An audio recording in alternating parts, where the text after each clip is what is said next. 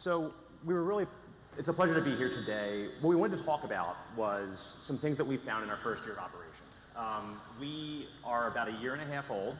We're a direct-to-consumer marketplace at Trade Coffee. My name is Mike Lackman. I'm our CEO. I'm joined today by Joe Yakuel, who's the CEO of Agency Within, who we work with really closely on our digital marketing efforts. What we found was that a lot of the things that when we started that business, we came into it with the preconceived notions of how we were going to market were really false. There have been a lot of changes in the way that digital media is spent in the last 2 to 3 years, and we've learned some lessons in ways that we think are really interesting about how to use personalization as a full funnel strategy. And when we talk about full funnel, when we talk about full funnel as part of that, what does that mean in this context? We thought the most helpful thing to do would be to use the paradigm of situation, complication, resolution. The situation we're seeing, as Joe likes to articulate a lot, is that there's much more perfect information out there today than was the case 2 or 3 years ago. Everybody knows what their customers are worth, and it's gotten really competitive to utilize that information on specifically targeted media. And Joe, maybe you can comment a little bit on what you're seeing. Yeah, and I think this is not going to be a surprise to you, and I think this is kind of the reason why we're up here today. We're all proponents of this strategy. We work with our clients to push them to think about lifetime value in order to really optimize their media and really put the media to work where it gives you the most growth opportunity. But with that, we're also creating this kind of self-fulfilling prophecy, all of us together in this market, where by looking at lifetime value and being more targeted with who we're going after and how much we're willing to pay for them, we're also all kind of driving each other's media prices up within those targeted media strategies. I think that's kind of the paradigm that we set ourselves up for, and that's really why I wanted to talk to you guys today about something that's a little bit different than I think most of the other topics that are hot button items for all of you, which I think everyone should be able to walk away with some real actionable feedback that they can really apply to their organization. So yeah, go ahead. Yeah, let me put that more simply. When we started the business, we thought, okay, we're going to find our target customer. We're going to figure out who they are. We're going to do a bunch of lookalikes. We're going to go find those through some of these channels that we'd gotten used to using, and we're going to grow it like crazy. And in the first 90 days, none of that worked. It was way harder than we expected. The media landscape had changed a lot from a couple of years ago, and it made us realize this complication, that targeted media is now just much more expensive. And even within the first 6 months of our growth as a company, our ability to put most of our dollars to a really specifically targeted media where we were finding exactly the perfect customer that matched the personas behind which we built the brand was really limited compared to the kind of environment we were in a couple years ago. Which means that a greater share of dollars, even for a young company like ours, is being spent on either really broad targets in channels like Facebook or increasingly in remnant advertising and things that are offline. Yeah, and I think remnant is really interesting as well because we're finding that there's more and more remnant opportunities available, not just in terms of thinking about where Facebook is really pushing towards consolidated audiences, where you can almost apply a broad media strategy to a surgical channel like digital on Facebook or on search, but there's broad media opportunities available through remnant in shared mail, in video streaming on OTT. So if you have a strategy that can really solve for both of these together, that's where it gets really interesting. So again, keeping it simple, more dollars than ever before are going to be spent in broadly targeted media. That means that personalization is more important than it's ever been. And so when we think about the resolution side of this whole problem, it means leveraging personalization in ad units when you can target your media, and you should always have those bets placed to take advantage of things when you can find those pockets of efficiency, but getting much better at personalization in funnel. And we found that our organization, that we had structured it, as we had structured it, even in our first 6 months, was not equipped to do that really well. We made some really rapid and decisive moves to get better at that. And when we went to Agency Within and said, well, what are you guys seeing? We kind of thought that we were just foolish in the way that we had done it. They said, well, most of my clients are actually suffering from the same thing as well. And so we wanted to put some of our observations together to walk you through what that means. At a really high level, between stick tallying some of the client lists that we saw at Agency Within, frankly, talking to very many of you in this room over the last year or two in the CommerceNext community, when we asked where personalization was really a core competency within marketing organizations, more often than not, it was overwhelmingly in the field of retention and CRM. Those folks have really direct access to the technology teams. They are wired to think in a data-oriented manner, and they're really well integrated into the funnel. In addition, there's a fair amount of resources put toward building personas, understanding who core customers are as part of the branding experience. But frankly, the slice here on the bottom right, relatively little in the real performance and acquisition growth funnel.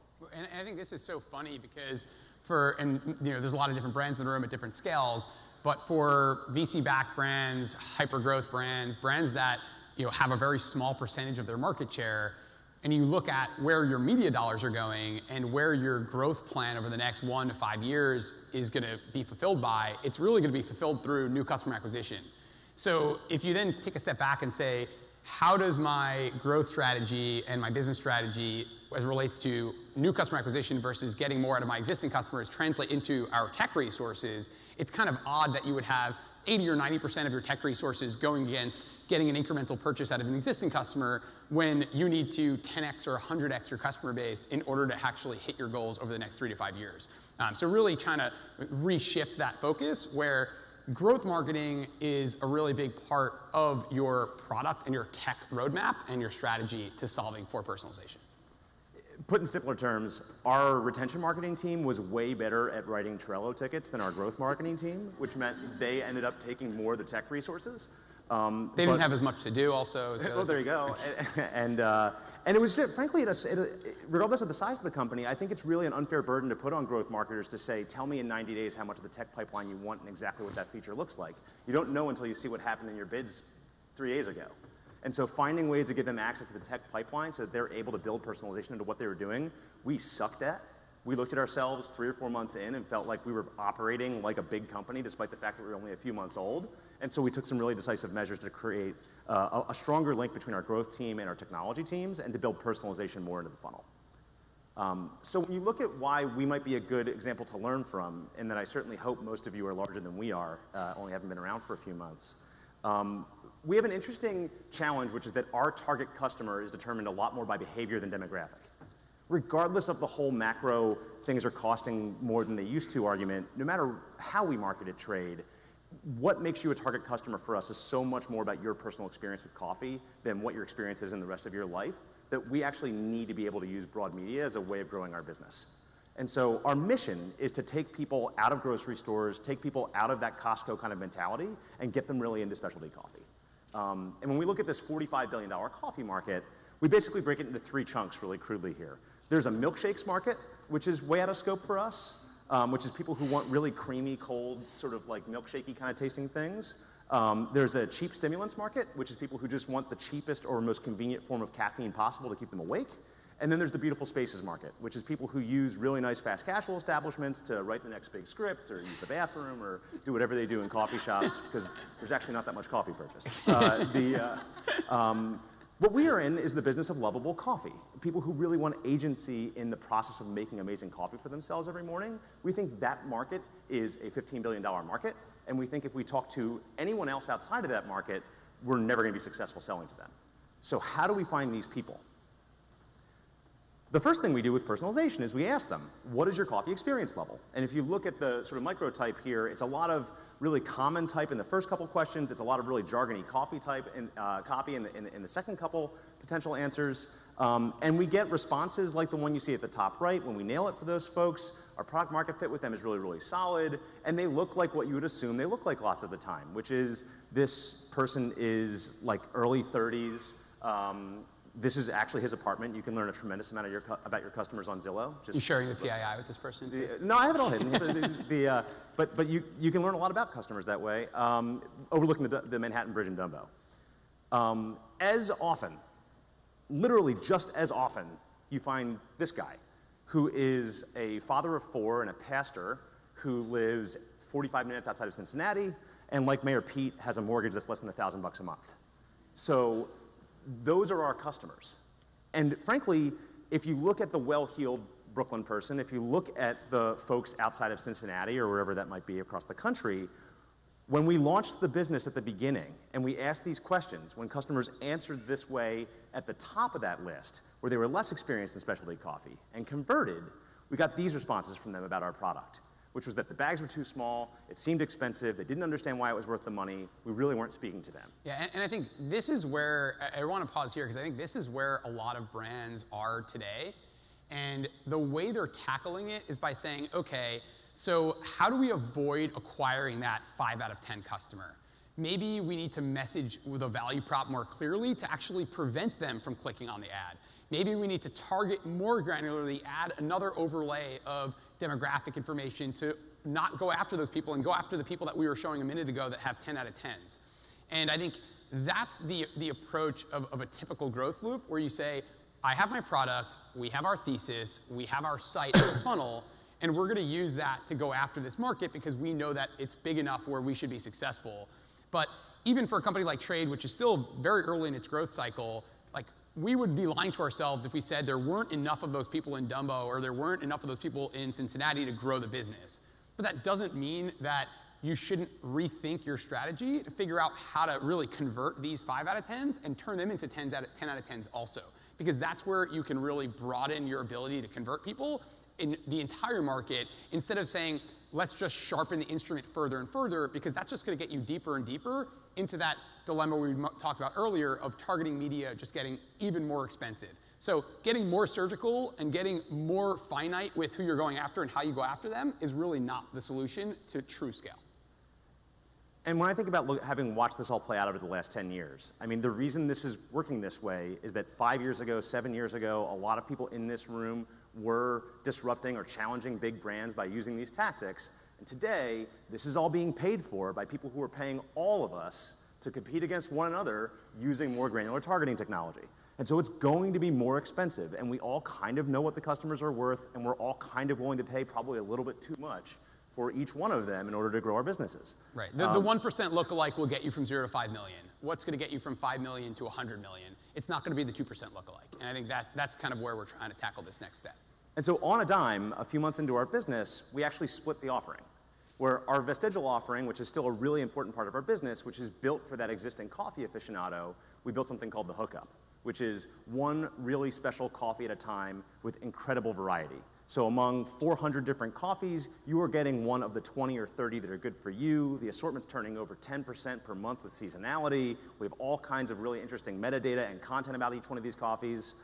And for that more entry-level consumer, we built a completely different offering. For future coffee lovers, we built something called the Classics. It was built around size. People who were new to specialty coffee didn't understand why the bags were so small. They wanted more at a time, and so we built a 2-pack. People love being able to save by getting a little bit of a better price when you buy 2 at a time. And they were very, very different offerings.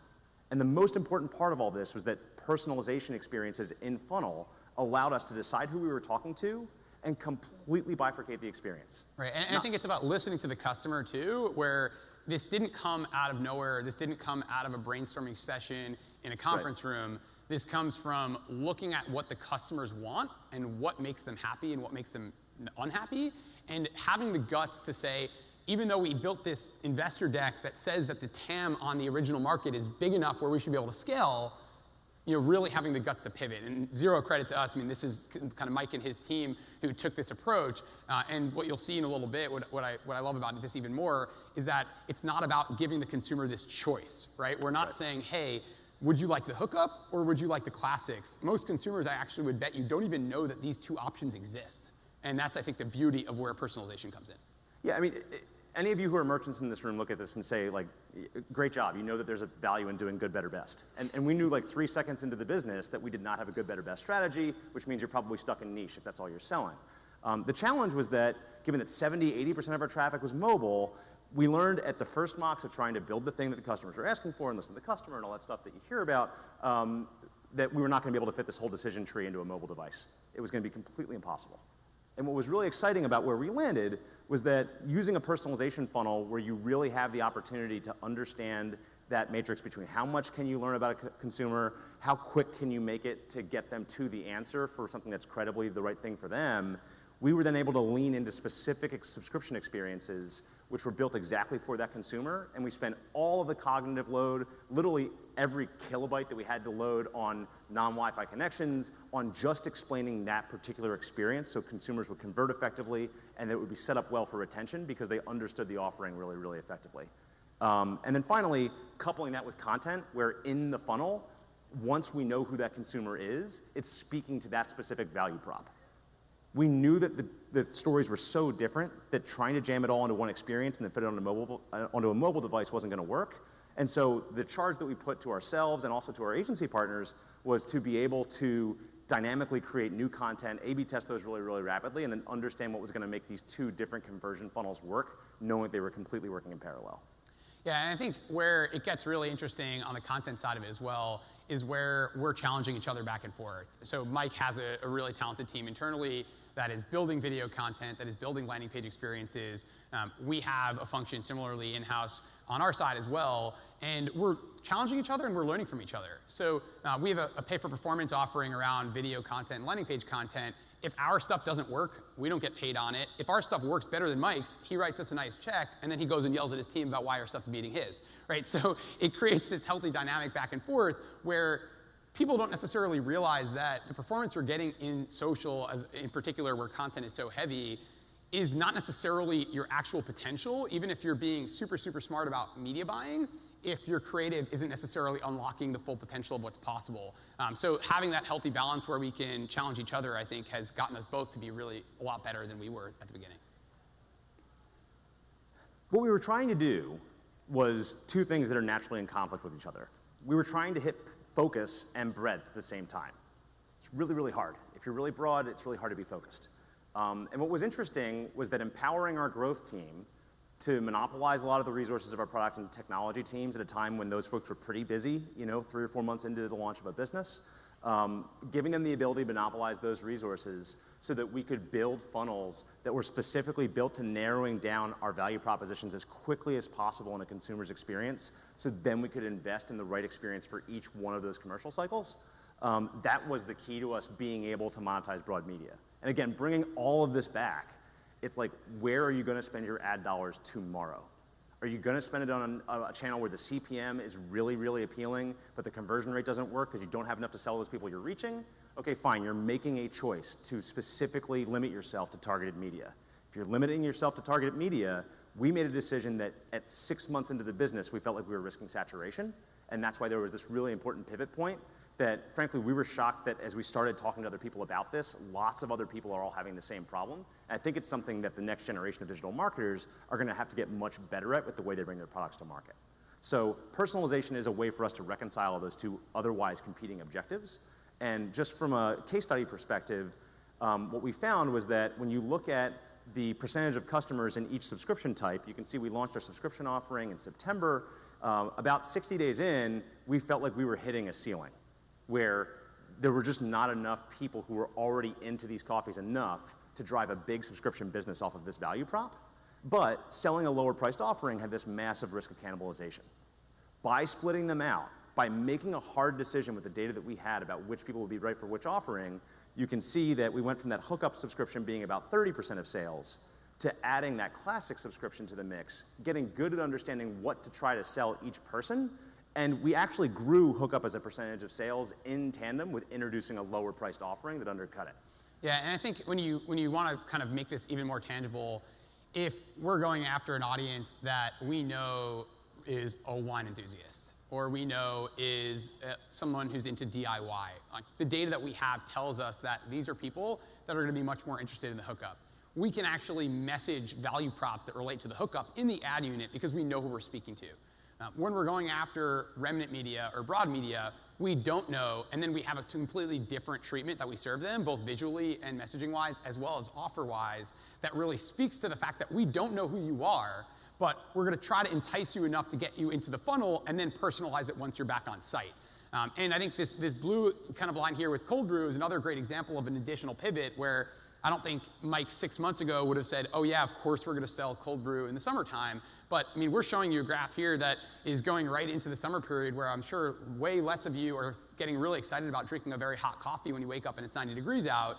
But we're still able to maintain our volume and even get additional growth going into summer because we're continuing to use the growth loop as a pivot and then speak to people with a cold brew offering, especially when we know it's hot in their area, even more so than we would on another summer day when it's cold outside. And again, to oversimplify, it went from being a tactic to being a process asset to where you went from how do you do this with this second offering to now the team has this process asset of how do you add new offerings? How do you put that into the personalization funnel? How do you make sure that's part of your LTV equation? So thank you so much for taking the time today. It was really interesting for chatting with you guys. Appreciate it. Thanks, man.